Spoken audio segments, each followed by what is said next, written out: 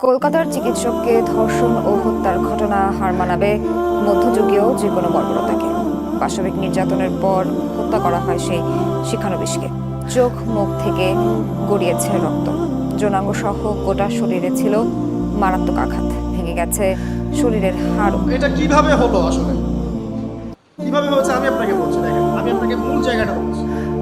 এই যে মানসিক বিকৃতি অসুস্থতাটা হয়েছে অনলি পর্নোগ্রাফির কারণে, অনলি পর্নোগ্রাফি। এবার পর্নোগ্রাফি দেখতে দেখতে সবাই বাসায় এগুলো ইন্টারনেটে ফোনে সবাই যখন দেখতে অভ্যস্ত হয়ে গেছে, তখন ইন্টারনালি আমরা সবাই পশু হয়ে গেছি। এখন সামনে যেই থাকে, একটা ছোট বাচ্চা থাক, ছোট মেয়ে থাকে, 5 বছরের মেয়েকে দেখলাম রেপ করে গেছে। 5 বছরের মেয়ে রেপ হয়েছে কোথায় বলতে চাচ্ছি না, কারণ এগুলো বললে তো নিজেদের দোষ প্রকাশ করা হয়। কিন্তু মানুষ ধর্ষকের কোনো ধর্ম নাই।